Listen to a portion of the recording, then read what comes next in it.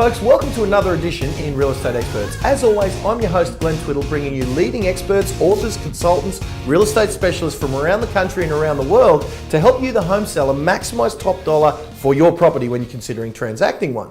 And today I'm here with one of New South Wales' leading agents, Top Gun negotiator, author of the best-selling book, How to Sell Your Home for the Best Price. I'm talking about none other than Ian Willis, mate. Thanks for joining us today, bud. No problems, Glenn. Thanks a lot for being here. All right. So, mate, I've got viewers from all over the country that kind of are looking for the Ian Willis of their area. So, but many people think that real estate agents are all created equal. So how do we find the Ian Willis? Say I've got a viewer up in Cairns. Yep. How does someone up in Cairns or in Sydney or wherever that you aren't? Yes. How do we find the Ian Willis of our area? What are some of the indicators we should be looking for? Great question, Glenn. Look, the biggest thing that I tell owners to do before they put their home on the market is do their research. So you can do that really easily online now. There's some websites dedicated to actually following agents' progress, results, and their sales. So you can find this information out now better than you ever Yeah, before. I've seen there's one called ratemyagent.com.au, and really they take all the sales statistics, so we're finding out which agents are really good at talking the talk and which ones are good at walking it, yeah? Exactly right, and that particular website, that does particular agents, agencies, and suburbs. Yeah. So if you were selling in a certain suburb, you go on there, type it in, who's the most active agents in your area, Yeah. it'll actually bring up who's selling the most properties, who's got the highest average price, and all that sort of data there for you. Because every agent, if they're sitting at a, what they call a listing presentation, they'll all say they get the highest price, won't they? That's right. That's one thing that agents are good at, saying that they're the best. Yeah. So now there are easy ways for owners to actually check that out. Yeah, great. And what other sort of, how else can we ascertain their track record? Because like I said, once we're here face to face, we can all find out whether they can all sell us they've got the track record. So what else can we look for to make sure we're dealing with an agent like an Ian Willis that actually walks the talk as opposed to just talking it? Yeah, well, obviously if you meet them in person, you'll get a good idea from that as well, and a really good way to do that is normally through open for inspections, because that's sort of trying before you buy as well, so you get to experience how the agent actually treats buyers, connects with buyers, how they sell the property, and do all that as well. Okay. So you can kind of go along. I recommend people go to some open houses and don't say, hey, my name's Glenn, I'm looking at selling down the road, because they're going to pretend to be a buyer. Yeah, exactly right. Okay. And a really good way is if you just came around and said, look, my name's Glenn, for example, I'm a bit new to the area, I'm just checking out a few properties today. How does that agent actually treat you? Do they sort of just push you off, okay, they're not serious, I'm not going to give you any time? Or do they actually go through the time to help you with that particular property, with the area, find out what it is you're after, and how do they follow you up as well? Yeah, okay, but tell us about at the open houses, because I know you're renowned for having killer open for inspections. Yep. In fact, we recently saw you on stage at the event that Sir Richard Branson was speaking at. There you were up on stage talking about some of these principles. Yep. Tell us about what your open houses, when another agent comes to you for training on how to do this, tell me what you tell them how to run a killer open for inspection. What should we be on the lookout for? Yeah, well, there's a couple of aspects to that as well. Number one is to try and give an environment that feels really relaxed and is easy for buyers to walk through. So we'll have music playing at our open houses.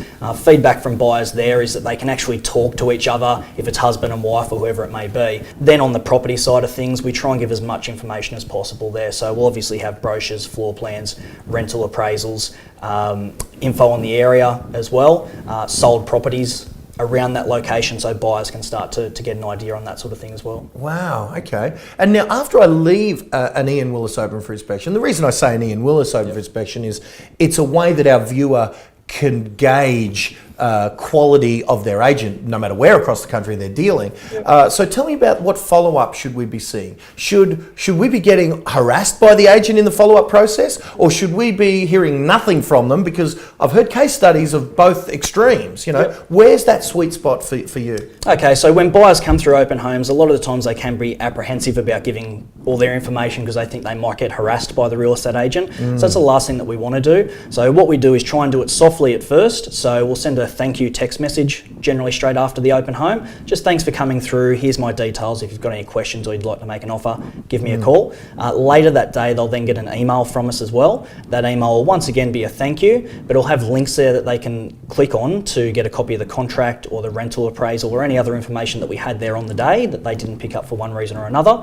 Then on the Monday morning, if we haven't heard from them, if they haven't made an offer, we'll give them a call just to find out a bit more about their feedback on the property. Obviously, if they are interested or if they're not interested, anything that we can send through to the owner from there. Wow, so you're truly leaving no stone unturned. Like, tell me, if I just, like you gave my advice before that I should go and sort of almost mystery shop some of these real estate agents out there.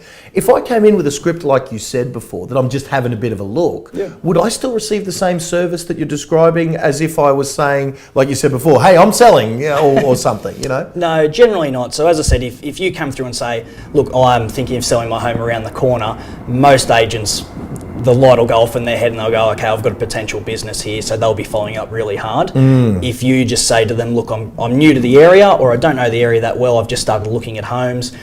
Generally agents, if they're not on their game and they're not really there to service, will just sort of sit back and say, okay, no problems, well, there's everything that you need, give me a call, and you probably never hear from them again. Yeah, I've heard an appalling statistic that 2/3 of the agents are doing exactly that, just ignoring those sellers. Right. Yeah. It's almost like the others are probably going too hard, and that sweet spot as you described. So really for the viewer there, the sweet spot you're describing is 2 or 3 low impact, low harassment level piece of follow-up in the next couple of days. Correct. And obviously if somebody says to me, look, you know, I was only checking things out on the weekend, I'm not actually interested, I don't want to be contacted again, obviously we're not going to go down that line. So we're there to help, but we're not there to try and push too hard. Nice, mate. Very cool. So the next question I got, mate, is I have people come and ask me across the country about agents' fees and their costs. Yeah, you know, we have some agents that seem like they're charging a year's wages for their services, and some agents look like they'll do it for free, and everywhere in between. So I know that you're not the cheapest agent in your area, nor are you the most expensive, you know. Tell me how our viewers can tread that minefield, having no idea, is this agent too expensive? Is this agent not expensive enough, hence not very skilled?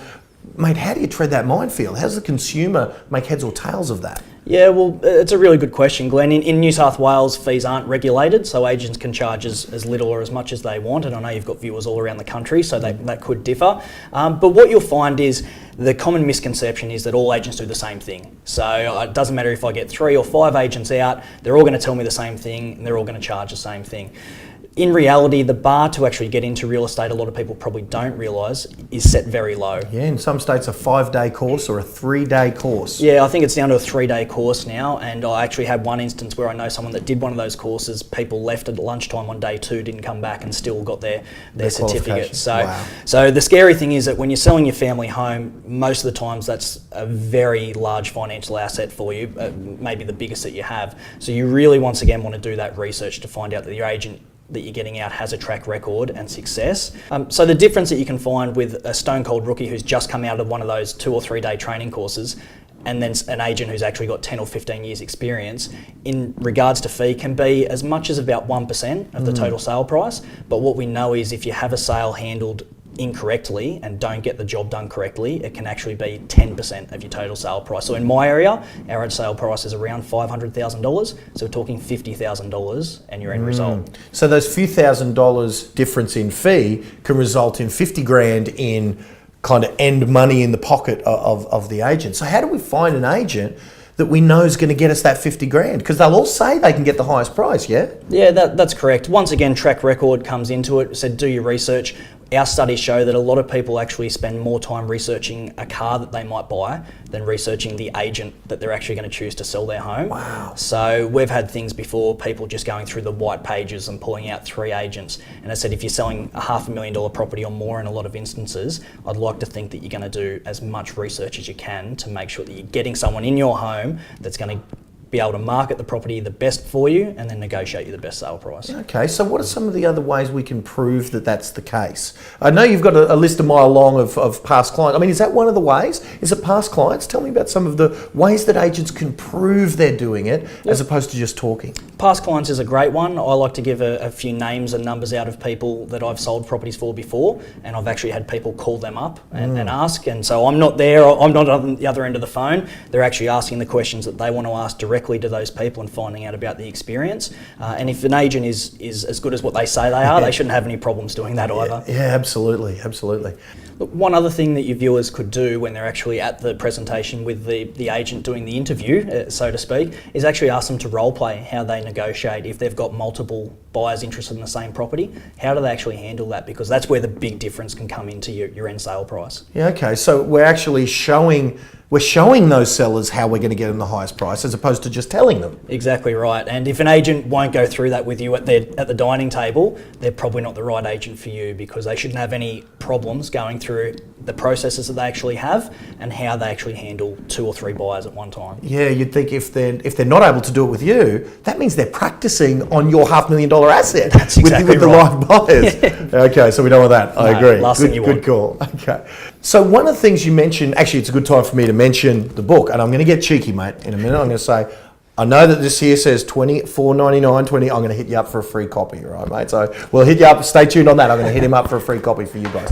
But one of the things you mentioned in the book is it's a mistake that you've seen made so often, to the degree costing sellers tens of thousands of dollars, that you dedicate a significant portion in the book on it. Tell us about that, what that mistake is. It seems to be such a common pitfall that sellers fall for almost. It's almost like a trick. Tell us about that and why it was so important that you needed to dedicate so much time for it in the book. Yeah, thanks, Glenn. Look, the term most commonly used for it is buying the listing, and referring to an agent coming in and just telling the owner a high price that they think they would want to hear. Mm-hmm. The last thing that an owner should be judging an agent or choosing an agent on is the price or price range they're given, because at the end of the day, all things being equal, that's one thing that an agent can potentially do to try and separate themselves. For example, if they think the property's worth $450,000, they'll go in and tell the owner, it's worth $520,000 to $540,000 to try and get that listing on board. And then once they've got that, try and beat the owner down to actually market value. Right, wow. And it happens so often, there's even a term for it. You just mentioned buying a listing. Yeah. Of course, though, as a seller, we want the highest price. So isn't it natural for us to kind of be optimistic about the price we're going to achieve? It is, and as myself as the agent, I don't see myself as the gatekeeper on price. So I'm there to be optimistic, but my job is actually to provide you with facts. So what we do is we look at properties that have actually sold in your area that are similar to yours, and ones that are on the market, to give you a good idea on where the property should sit. But then it comes into marketing and negotiating to try and push those boundaries to get you the higher price. But you as an owner need to know statistically where your property most likely sits, but then with the help of the right agent, how you're going to get more than that. And I suppose there's the dilemma for our viewer that I hope we can get some insight on. Yep. See, you're renowned in your area for getting prices. I believe one of the statistics when I was doing some research on you was that you're getting $28,000 more than the average property in your area. Correct. So how do we know the difference between Ian Willis, who is getting an extra, 5-10% on the property, so $20,000, $30,000, $40,000 more, and someone who's just artificially inflating the price but pulling it out of thin air? Well, look, you can generally tell just when the agent comes through and assesses the home. We've had examples come back to us of agents simply walking around the home for 5-10 minutes, writing a price on the back of a business card and saying to the owner, that's probably what you're worth, give me a call if you... Wow. Yeah, okay. That's exactly right. So what an agent should be doing, as I said, is actually getting out information of properties that have sold and going through that with you, explaining how you compare with those, why yours might be a little bit better or this one might offer a little bit more, so that you can actually be a part of that. It's really, if you're going to sell your property with an agent, it's a team, and you've got to be working together and be on the same page. Yeah, I love that. You're able to add that $28,000 value on average, and for only a minimal. Like a lot of people come to me saying, "Oh, these agents, they're charging me $3,000 more." Well, how about $25,000 less? If you take the $3,000 off the 28, we're still miles in front. That's exactly right. Yeah, So you've got to look at the end result. And obviously with fees and things like that, they're not paid until the agent gets you the price you're happy with. So I say put the price to the side, do your homework, get your feel for the agent, choose the agent that you think is going to work for you the best, and then worry about that. So that's one of the ways we shouldn't be choosing them, is on the fee quoted. Tell us though about because you spent some significant time on this in the book there, about the damage that can do to that end price if we do believe the agent who is just, as you say, buying the listing. Yeah, so what can happen is we know that your first initial 2 to 3 weeks on the market are the most critical. So that's when the most buyers are going to see the property, it's fresh to the market, and you as the owner have the negotiating power because you've got buyers coming to you. So if you don't get that right and you price too high, then you start chasing the market and dropping your price. All of a sudden you lose that power of negotiation. Then instead of having 2 or 3 buyers to choose from, you might be struggling to find one. And then if you've got one buyer who knows they've got no competition for your home, they know that they can get it cheaper. Yeah, okay. So not so long ago, there was a property in our area which came onto the market, and we tracked the properties in our area at where they come at, where they're selling at, so we know exactly what's happening. This particular property came onto the market at $399,000 with another agent. Fair value for where we saw on the outside was probably around the $379 mark, so it was slightly higher than that. Over a 3-month period, that property dropped its price 4 times, but every time it did so, it was chasing the market because the market was moving and it wasn't moving as fast. Yep. So it started at $399,000, sold within about 3 months for $325,000. Wow. So it's almost like as they drop the price, the next range of buyers saw it as worth even less, so they chased this thing down. That's right. To be, what's that? Is that 30% of the value sort of slashed off? Yep. Wow, it's almost like if that agent was a little more affordable, and I don't know the agent we're talking about, but imagine if that was what our viewer was maybe up against with a cheaper agent. Yep. It sounds like that's a pretty expensive agent, not a cheap agent to me. Exactly right. Wow, cool. So, mate, one of the ways you get all of that buyer interest in those first couple of weeks, as you just said, is your unique approach to marketing. I know no agents in the country almost. That's why I've got you up here to beautiful Queensland here, all the way from New South Wales. We've got Ian up. Tell us about your unique approach to marketing and why it's so important. So there's things like professional photography and floor plans. In today's market, it astounds me that still some agents aren't recommending professional photography, and you're seeing photos taken from iPhones and things like that. So professional photography, floor plans, once again in studies, it's over 90% of buyers now find a floor plan an essential tool when they're researching to buy a property. So we've got to give buyers what they want. So you want to have your property presented in the right way. Then you've got several different marketing mediums. You've got online, you've got print, and a few other things as well. You want to make sure that you cover as many as possible to find as many buyers as possible, because it's all a numbers game in the end, and if you can find more buyers than the competing house down the road, you're going to get a better price. Yeah, properties aren't. I've heard one of your co-mentors, Mr. Tom Panos, talk about we're not selling these properties in isolation. It's in competition. Exactly right. So you've got to do more than the competition, and unfortunately, with the digital age that we live in, a lot of agents will go out and just say, look, we'll just throw it online. And that's the whole strategy. The strategy is there is no strategy. It's we'll put it online because that's where all the buyers are. But you've got to imagine like a pie, you want to have every piece of that pie covered. So you want to look at things like online, offline, as I said, with print media and other forums like that. Because even if your best buyer doesn't come from one of those other mediums, if it drags more people to the property, creates more competition, it will lead to a higher sale price. Yeah, and then you can use that system that you've got to get those buyers fighting against each other almost to drive the price up. That's right. As Tom says, it's competition at the Olympics that sets records, and that's what we want to try and do for owners as well. We want to create that competition to push record prices. Excellent. And so one of those media that you talk about within your marketing is the advent of video within the online space primarily. But tell me how video has changed the game for you in your area, and are lots of agents doing it? Tell us about how that's working. For me personally, video is huge. It's definitely the way of the future, and the sad thing is that if we were sitting here having this conversation in a few years' time, we'd probably still be talking about the same thing. Not a lot of agents are using it, which I find astounding, because when you look at the evolution of property sales, as I said, we sort of went from the photo, just take a happy snap, put it in the paper or online, then professional photography came along. Well, video is just another leg to your property. So what you can do with a 1 minute or 1 minute 30 video, what you can showcase can't be done any other way. So it enables buyers to be able to interact with the property. They get to see the property inside and out, and it's just something that I think moving forward, it just has to be used. So tell me about the videos though. I've seen some videos where there's sort of some photos scrolling with some music. I've noticed you're in your videos. Why is it important for you to be almost presenting the properties on the videos with you on camera? Yeah, well, it's one of those things, Glenn. If you look at any sort of advertising, whether it be cars or Coca-Cola or any sort of that thing, they use people in their videos to help sell the product. Okay, so I like to get in the videos with the property, actually showcase it, present the property as you said.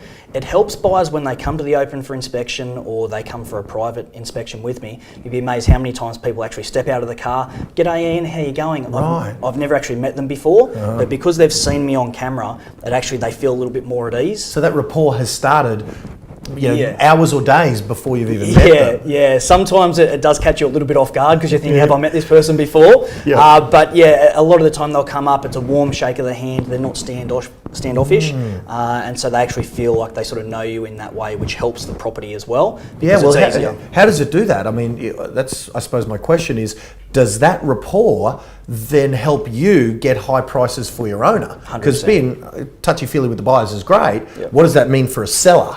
Yeah, 100% it does, Glenn, because at the end of the day, if a buyer shows up at a property to inspect with an agent, they haven't met that person before, there's probably that conception there that as agents, they're all robots. They're there just to take your money and do whatever they have to do. But if you have that rapport with a buyer, and it's not me telling them I'm a nice guy, they're seeing it on camera, that how I actually interact, they feel a bit more at ease, more comfortable to actually walk around the property, I can give them advice. Then when it comes to buying the property, obviously it's a lot easier to deal with someone that you like or that you trust a little bit more than someone you have no rapport with. Excellent. Your reputation as a smiling assassin, well deserved, my man. Awesome, mate. Well, thanks so much. So, folks, Ian Willis, a treasure trove of information. That's another edition of Real Estate Experts in the Can. I hope you, like myself, have been impressed by what you've heard there. I know I've learned a lot. So guys, avail yourself of doing your research as Ian has suggested. If you need any further information, I know that you can find him online.